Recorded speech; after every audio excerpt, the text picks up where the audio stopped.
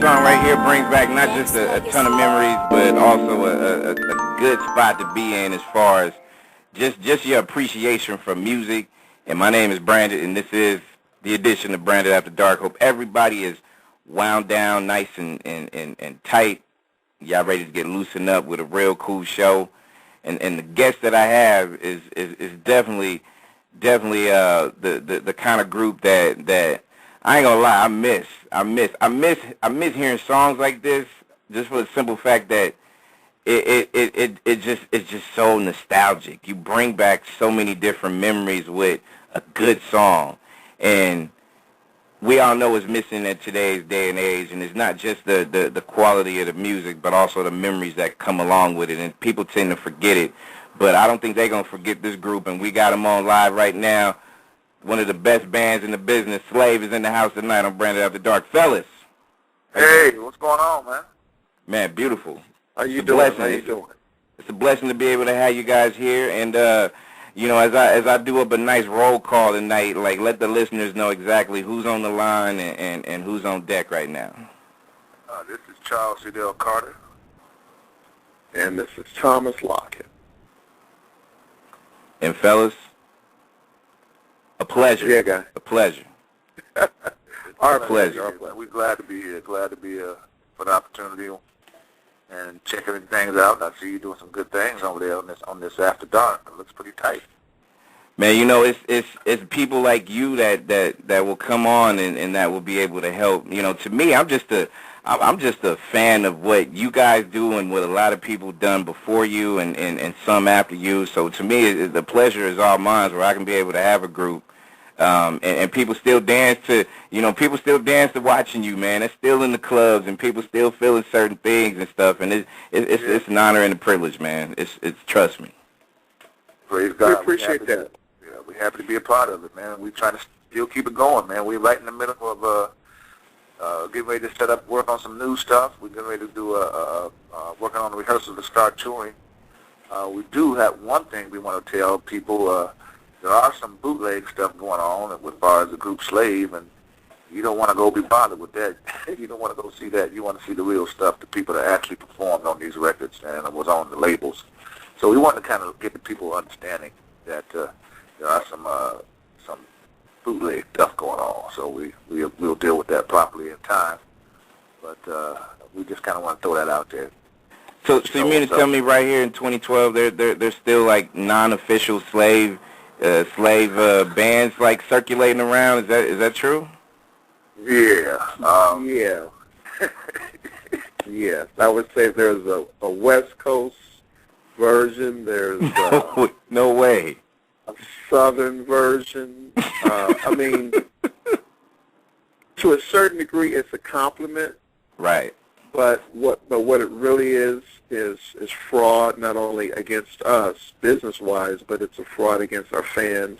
Mm-hmm. Because these guys, I mean, they do interviews and claim that they're original members, and we can be watching this and go, who is that? No doubt. No doubt. You know, so it's something that's sad, but it's been a long time coming that we were in position to reunite and go back out and give fans what they deserve. Right. That's exactly the truth.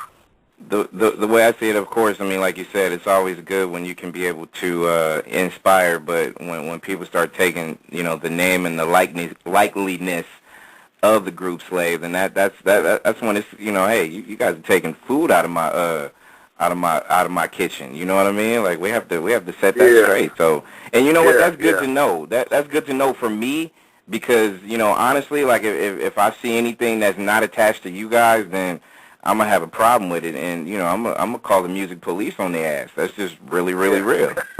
Well, yeah, we appreciate that. We appreciate that, and if more people did that, you know, that actually know the truth, and, you know, what's sad is there are even some other, and I'm not going to use any names, there's even some other established groups that are playing along with this. Wow. Right.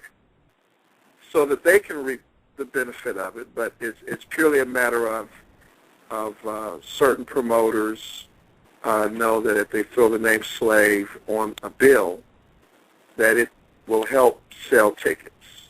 So they don't care whether or not there's original members involved or not. They just throw the name on there, and they sell additional tickets.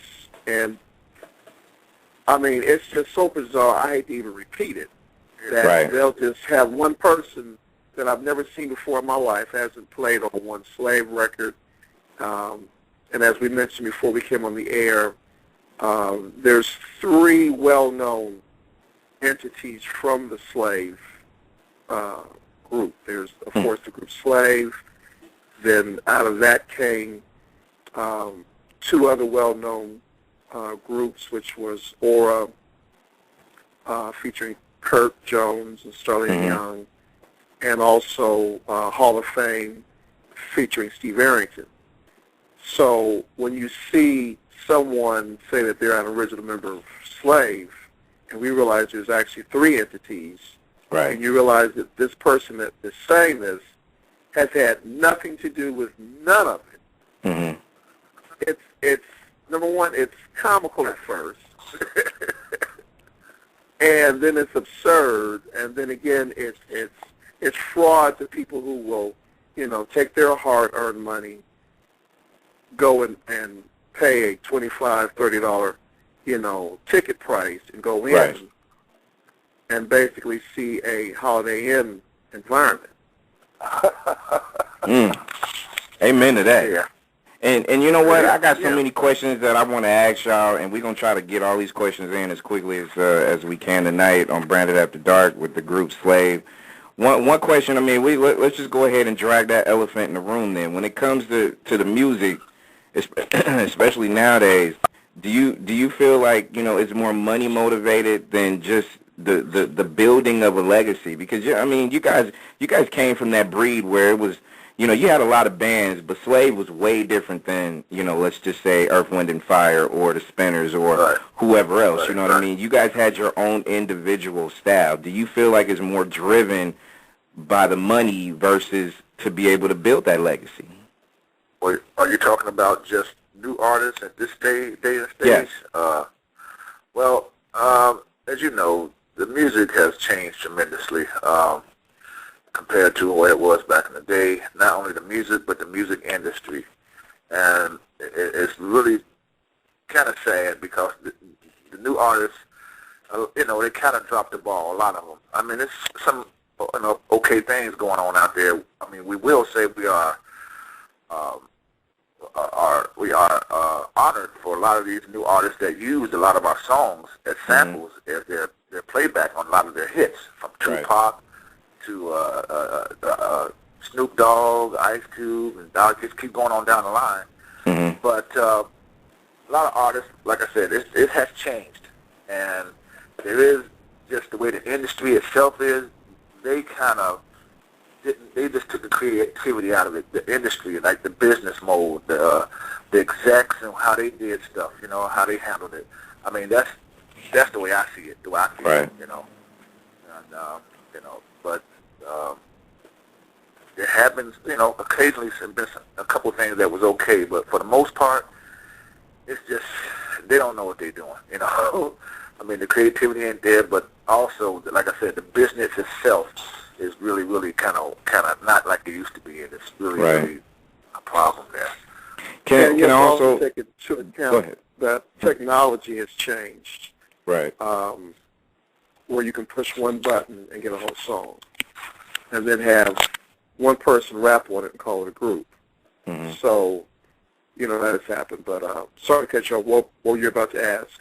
No, I was gonna mention, especially, and you kind of hit the nail on the head with the evolution of music and online music, and just the fact that, I ain't gonna lie, man, I think as a fan first, and I look at other fans, man, like, I just feel like as fans we just got extremely lazy, and we kind of threw away the readiness of a new band, like the creativity, because you know how it is nowadays. I mean, everybody sounds the same, right? And the fans, if the fans were the fans like it was back in the 70s, 80s, even 90s for that matter, for the last 3 decades, if you even had a group or an artist that sounds just like another artist, that person would not get that kind of respect. Right. Period. Yeah. Very true. You know what I mean? Very true. I mean, we've gone to concerts, and again, I'm not going to use any names, but, some of our huge artists, including, and I will say this, but I'll say it from a positive standpoint, even Chris Brown, you'll go to a concert for him, and there really won't be anybody there playing anything. I'm not saying all of his concerts because I haven't been to many, Right. but a lot of the time you'll basically have a DJ. You'll have and it's still an elaborate setup. Don't get me wrong, because you'll have huge video screens where someone that he might have recorded a song with, instead of that person being there, they'll show them on the screen doing their part. Right. And it's like, okay, but he's liable to have 20 or 30 dancers. You'll have groups of dancers that will come out and do a routine with him. So I'll say that concerts these days are more video-driven concepts instead of actual, live, and I do know he still does do live at times.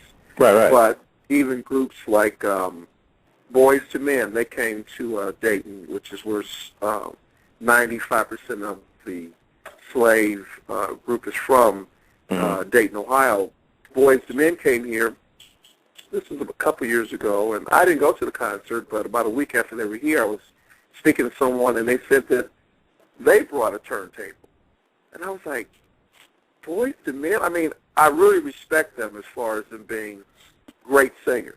These guys note. They can do songs without music, but Right. you know that all the millions of records that they sold, but they still came, and they basically, they used turntable. And it's like, not only has the industry changed, but yeah, the fan base has changed as far as what they find entertaining versus artistic. Mm-hmm. Right? So, things have changed, but I will say that no matter what is done, if it's done in taste, it can still be good. I'm not going to say that they shouldn't do that. Anything can be done in taste. We're just from the old school of, playing music live and writing music from a live standpoint.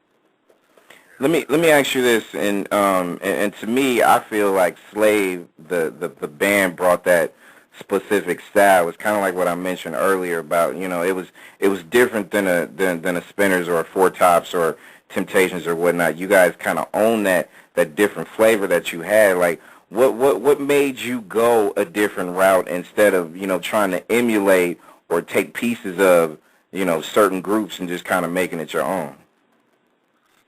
Well, I think this is CDL talking. I think basically one of the things. See, we're all from the town we're from, Dayton, Ohio. There were a lot of major artists from Dayton, Ohio.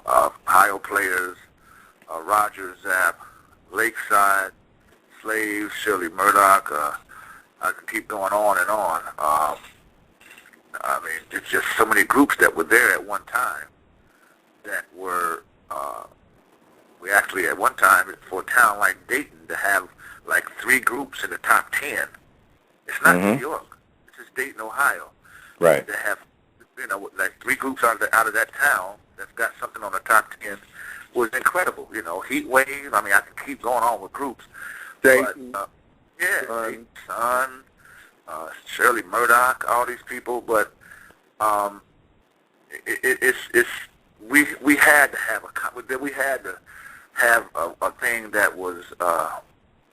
We were influenced by each other, but at the same time, we all had our own thing. Right.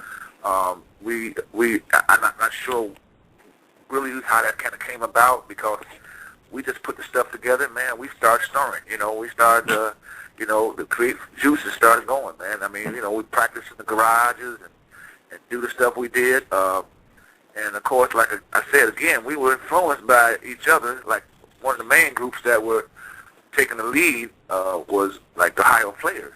And, they kind of took a big chunk of everybody saying, okay, we know kind of what, we need to do. I mean, we know with the horns, we had the band with the real guys playing horns, you know, the rhythm section, and, you know, a lot of the bands was made up kind of like that, you know. Right. But I think, again, it's just the creative juices from everybody that just made it go the way it went, and I think that's what it was for like some of the other groups. I don't know, you know, Thomas may have another, you know, way he might be saying it, what he feels. But that's well, what the other thing that was different about Slave from the very beginning, we grew up as kids together. We didn't come together as musicians. We grew up together. We played hide and go get it. You know, our parents was out looking for us by 7 o'clock. We were having to run home before we got a whooping. Hey, So we were, amen to that. you know, and you know, by the 3rd or 4th grade, we started, you know, picking up instruments. Instruments was a secondary thing as far as our relationship. So we were in band together, and then, you know, I started playing clarinet, which was unheard of, but, you know, I sat with girls. You know, I didn't think there was a problem. But by the time we were putting together a band, you know, then, you know, they were telling me, well, you need to play, you know, sax or something. You can't be playing clarinet in, you know, this band. So, I mean, that's how far we went back. We, and even in high school, I mean, we had, and I don't know if this was across the country, but we had what was called Battle of the Bands. Yeah. You know, each neighborhood, you know, 3 or 4 blocks away had a band. I mean, everybody was in a band. I mean, if you weren't in a band, I mean, well, what was you doing? I mean, that's true. It was the everybody had end a thing. band. It was the end thing back in the day. It was good. It was cool to be a band, a member of the band, right? Oh, yeah, I mean, that was the thing. And our parents learned that, you know, that this is what we were doing. You know, drugs back in the day was not an issue, you know, way back in the early 70s. I mean, it wasn't an issue for us. We were kids. So, you know, we were allowed to go play at the clubs. I remember at the age of 14, 15, I would be out till 1, 2 o'clock in the morning, but we were supervised. You know, we had a manager, and we were out, you know, which is why to this day, when I hear about, you know, going to a club, it's never been a thing to me that I would get excited about going to a club. I was in clubs at the age of 14. But I was there for a different reason. I was there to entertain versus be entertained. So Gotcha. Slave was a situation like a lot of the other groups or even current artists, even today. I mean, you know, not everyone sounds alike, but the reality is we believed in letting individual members within the group shine. So just like on Slide, I mean, obviously that was a song that was driven by 2, if not 3 major things. Number 1, the bass, which, you know, Mark Adams was a bass player. He was our primary lead instrumentalist. A lot of our songs followed his rhythm, followed his feel. And then there was the lead guitar solo, which was Track. So those 2 guys really shine in that song. So while it was written, you know, a lot of groups can go, you know, can pick up a bass and go do, but it won't have that feel that Mark gave.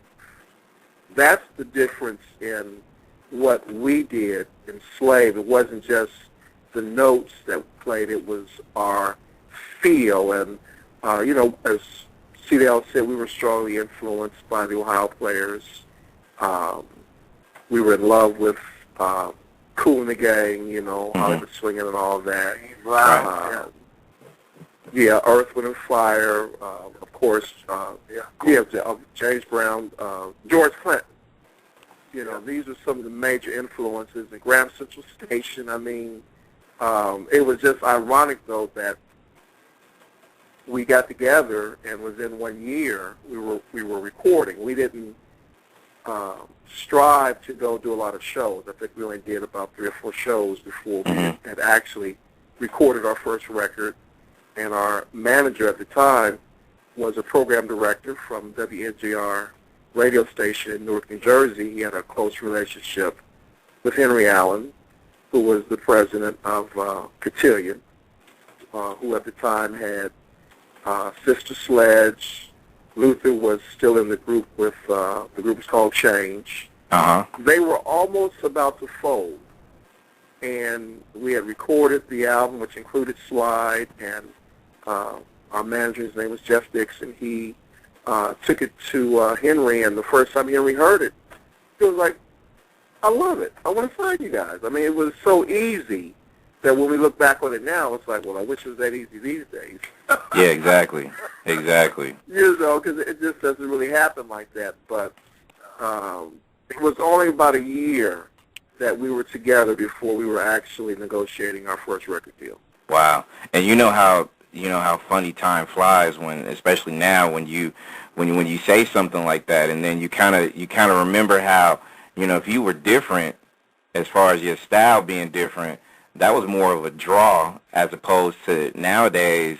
If you're different, people may not want to listen to you. You know what I mean? Like, right. For whatever reason, and right. that's a trip how generations and generations have changed. And when people talk about Slave, they talk about you guys being a funk band. When you hear funk nowadays, and especially from back then to now, what was it that made you guys that particular funk band that stood out from the rest? Well, I think one of the main things it was like Thomas was saying, the bass was a strong influence of the sound, and of course, the rhythm section with Drac and Danny Webster, their rhythm section, there was just awesome. How they delivered on that. Mm-hmm. And of course, when we had Steve Arrington doing lead vocals, his style of singing just matched. It was like nothing else. That kind of bass and structure of music with his lead singing was just nothing like else out there like that. And just that combination of that, and it's just the background colors of the music with the horns, and a lot of stuff with the rhythm section, keyboard player Ray Turner, myself, and it just made a lot of different kind of flavors and colors. Mm-hmm. But the one thing that a lot of people didn't realize, as I said, we rehearsed to put together a record, an album, which these days CDs.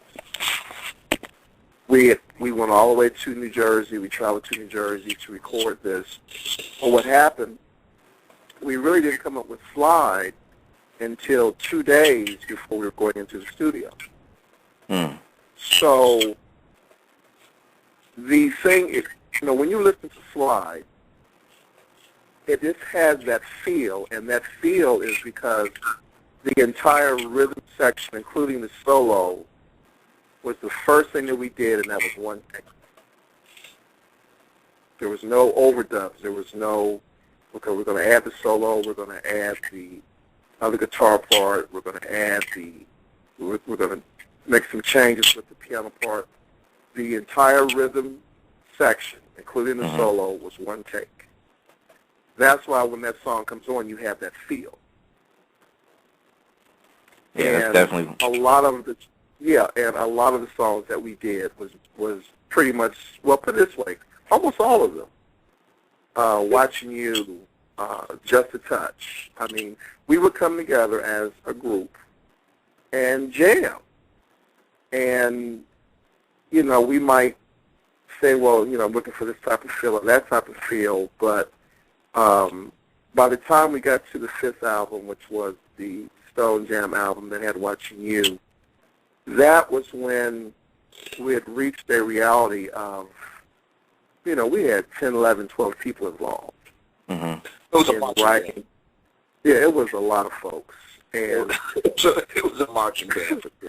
Yeah, we couldn't eat because, record companies are designed to take care of themselves. They're not designed to really make sure that their artists are okay. We're still in some situations with that we won't go into right now. That'll be Right. part B later on. But we, hey, man, I feel you. we needed to be able to eat.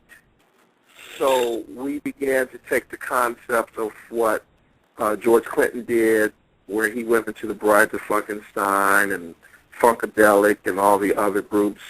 We followed the same pursuit and started Aura and Hall of Fame. There was one particular main breakup, I'll say, happened. It wasn't planned that we would break up, but it ended up happening that way because not everyone really understood that it was to our benefit to have more than one bucket to eat out of. Right.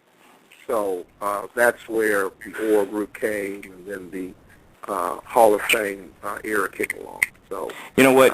But I'm sorry. Go ahead. No, I was going to say what I want to do is I definitely want to talk about just the evolution of groups and bands, and run a couple of more questions your way. And plus, what I want to do is run a couple of songs. I want to start off with Slide and play Snapshot, just so we can be able to let the world remember the iconic music that is Slave. And if you guys don't mind, for another quick segment after we run these two tracks, come right back with you so we can be able to get some of those questions answered. Yes, sir. Be right. All right, that's what it is. Branded After Dark. The group Slave is in the house. Slide. And if y'all don't remember this classic song, I don't know where y'all living. God, man, it's bringing me back to my youth, people.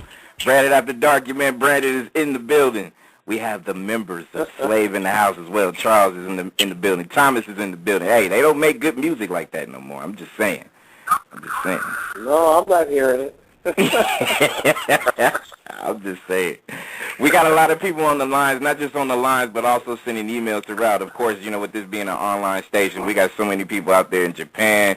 There's people that's Slave fans all across the board. So I want to welcome all you overseas listeners tuning in as well. And I actually had a couple of emails while I was reading while the songs were playing, man. You got 17, 18-year-olds was like, man, this brings me back to how my mama used to talk about Slave, the group. So, they got sucked into the whole thing. You know what I mean? And I love it. It's a good thing. Yeah, that's great. Yeah. It's a good thing.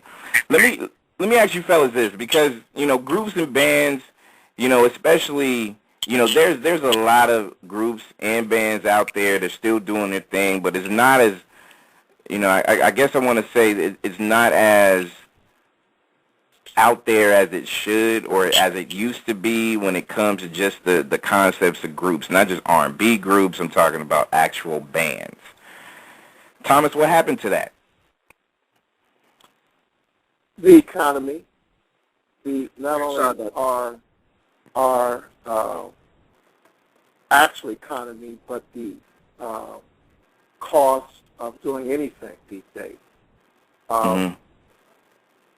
And it started with, even that's how, Slide came out in 1977. By the time we got to 1979, what was the song that came out, just blew us away? It was like, oh, it'll never work. Hotel, Motel, Holiday Inn. Oh, Holiday, yeah. Uh-huh. Sugar Hill? Yes. Hill. Yes. That thing hit. We was like, you got to be joking. But what was happening was, and not that I didn't like the song, I actually liked the song. It was funny.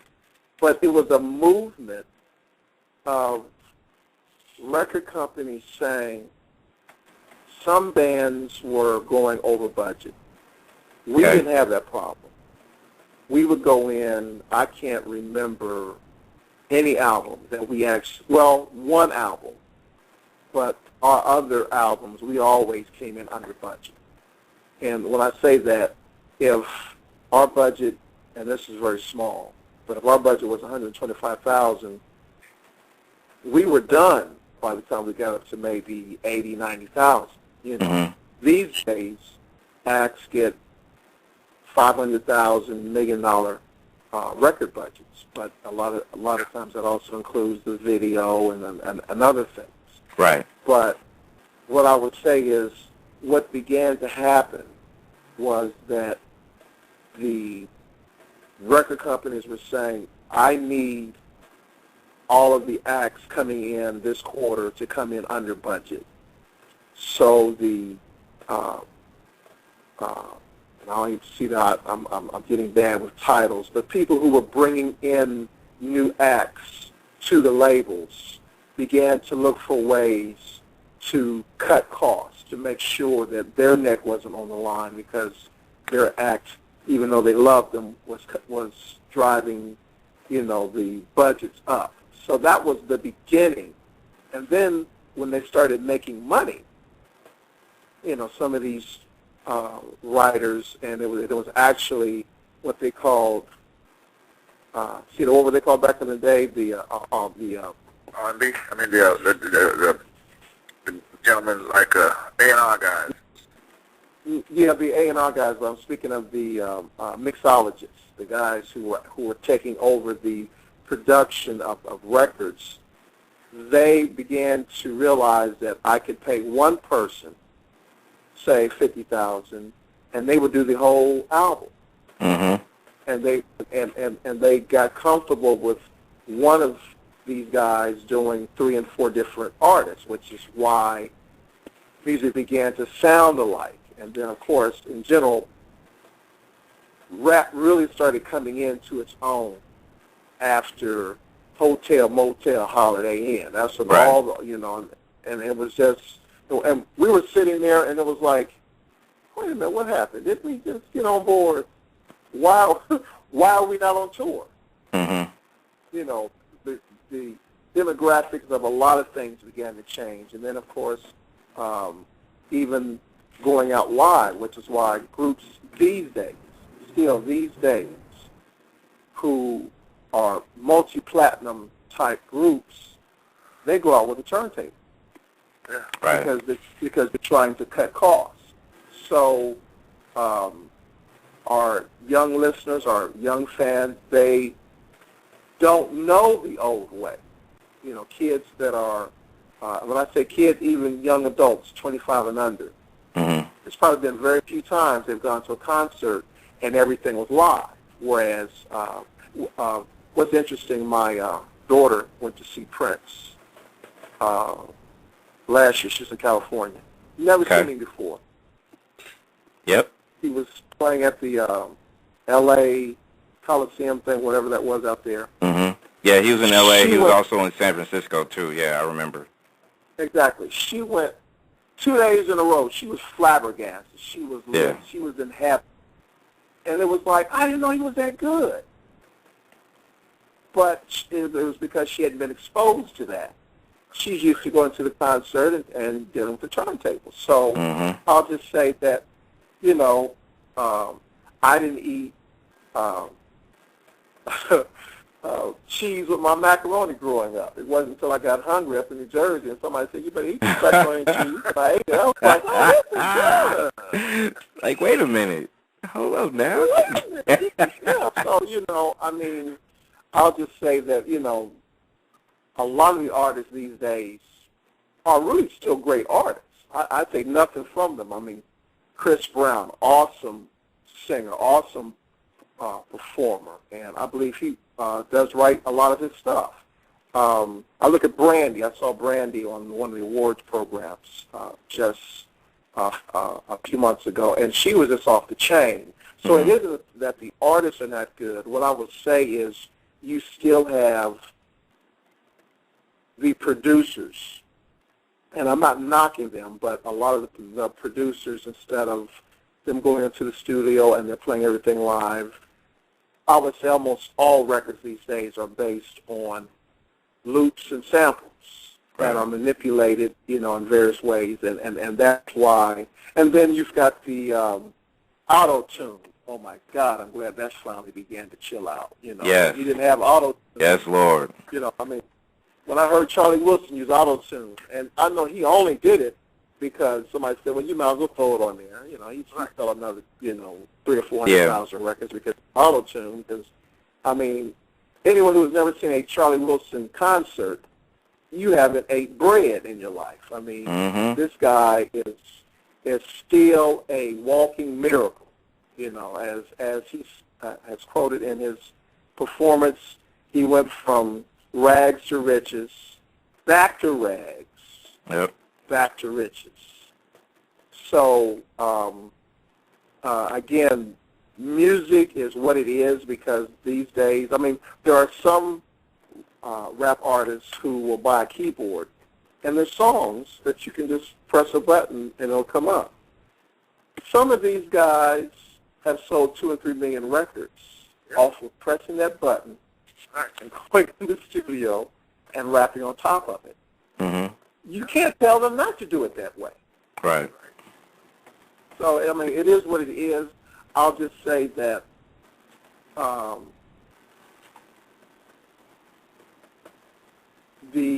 that variety is the spice of life. There are people who like hearing the same thing. There are people who love jazz, and there are people who love country music. I went to a festival today, and there were some guys out there. They were playing some country, Charlie Pride type stuff.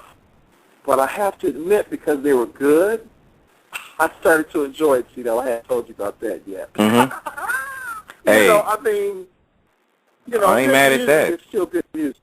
Right, I agree. It's still good music. So, it is what it is.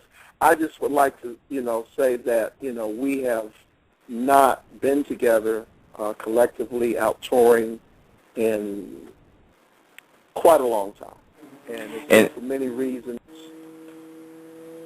But that is, coming to an end as far as us not being out there together. And we just want to make sure that everyone knows that, coming soon we will be out there back together again. And I'm glad you mentioned that, because that was actually one of the questions that I did have, and people were asking, like, just, try and see if we can make sure that that a slave is available, like if they can be able to reach out to you guys, and, are you guys social networking as far as Facebook and Twitter and stuff like that?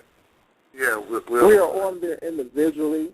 We haven't yet launched our group Facebook site or Twitter site, which, we're still in the process of throwing that out there. There are a lot of people who might not know we did lose 2 of our members. Mm-hmm. We lost Mark Adams, the bass player. Yes. Who I do not remember not knowing, and we lost Drac within a 3-month period of time, and it was devastating. That these were not our band members only. Again, I don't remember not knowing Mark. From the age of 4 or 5 years old, we were playing together. And when I say playing together, I don't mean music. We were playing touch football and Little League baseball and stuff like that. So, CDL, in fact, was the person who called and told me, and he'll tell you I was on the phone about 10 seconds. And the rest of that, it was a blur. Yeah. But I would say that we lost them way too soon. And a lot of it, I'm not going to go into any, negative aspects, but, we all have made mistakes, in our lives, and just a true reality of why we have not been together has been our individual choice of lifestyles. Right. That, people get older, people get into their own mode of life, and certain people have made decisions. And me and CDL made decisions to do other things in our life, to pursue other opportunities, other writing, producing, other business opportunities, family decisions. But as we've matured and gotten golden, we realized that what we really love to do is what you just played, and that is, there you go. Not only play that music, but we are writing and producing some new material. Working with Kurt Jones.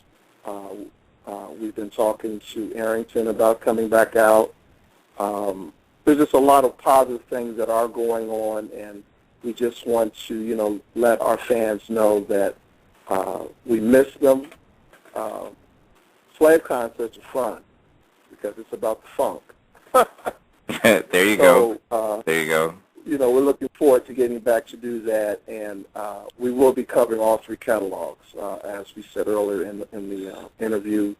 Speaking of the Slave catalog, the Orr catalog, and the Steve Arrington Hall of Fame catalog. So we're just looking forward to pulling it all back together and, treating our fans.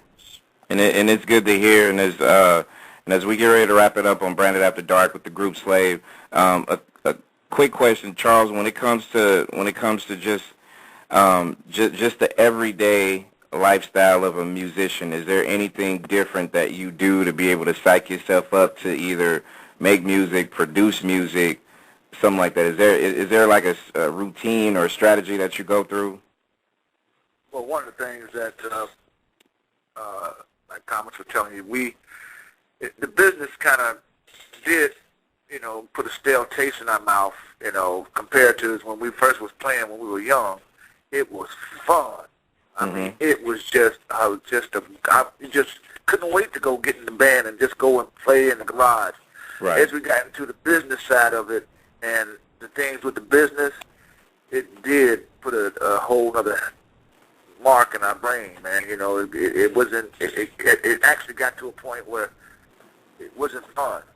There were a lot of good things we were doing because we were recording and making hits, but the business side of it was just with a strain on us, and of course we made mistakes on our own, made some bad decisions, but the main thing is now we're back on track to doing the right thing, and right now it's just the fact that I just want to play. That is what is influencing me, that I just want to get back out and play.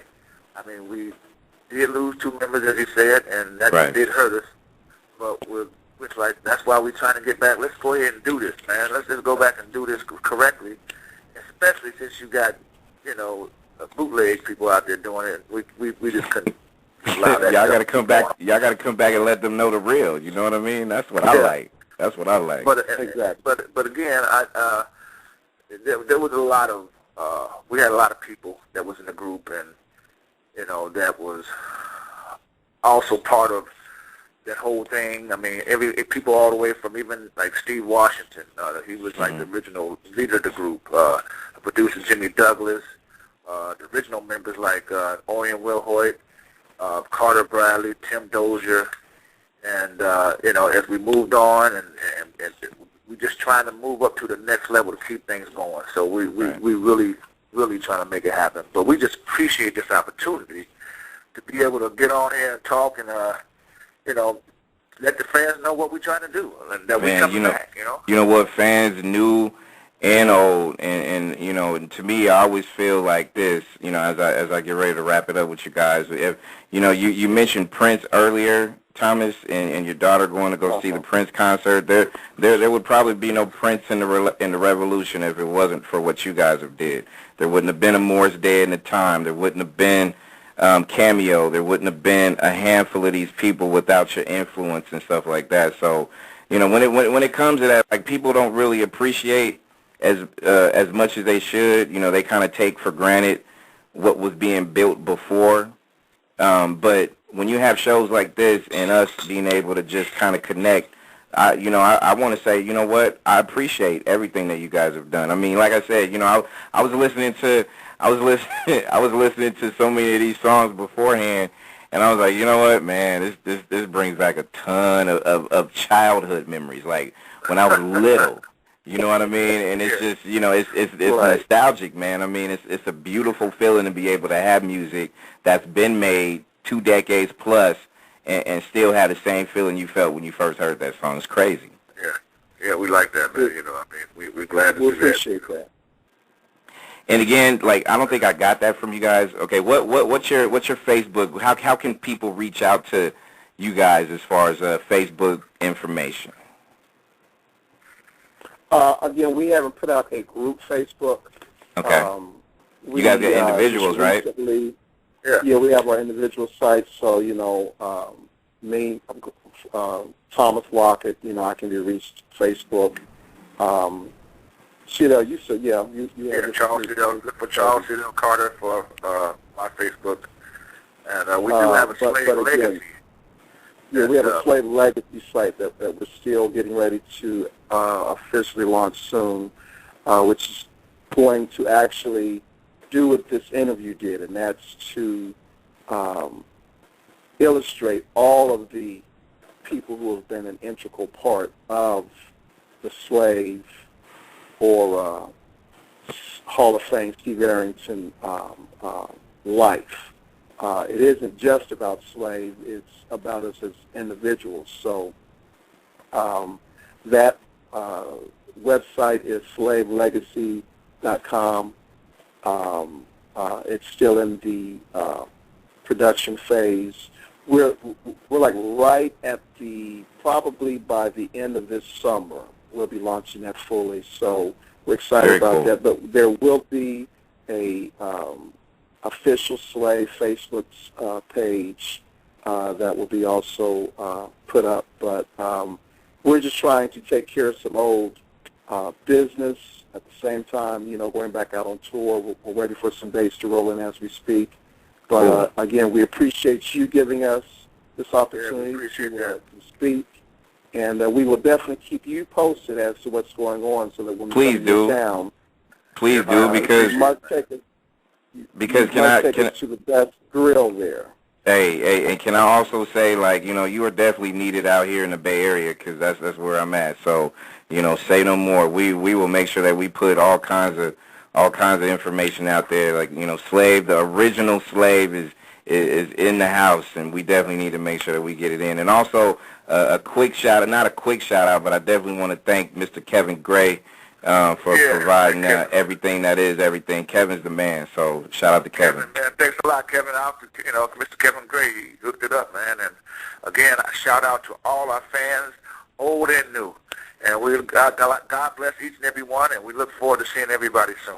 And make sure, when y'all get y'all new music out there, man, can you come back and give us some love and, break that record like the old days, you know what I mean? Like, break the record and keep spinning that thing all night long. Can we do that? Absolutely. I love it. Absolutely. I love it. We got more music coming from these guys. We have Aurora, of course, as well, but we have Classic Slave, Just a Touch. Fellas, many blessings to you. Continue. And we love you as far as your music. Timeless classics, and I cannot appreciate you more for coming on to the show. Well, God bless you, man. We appreciate it, brother. Nexxlegacy.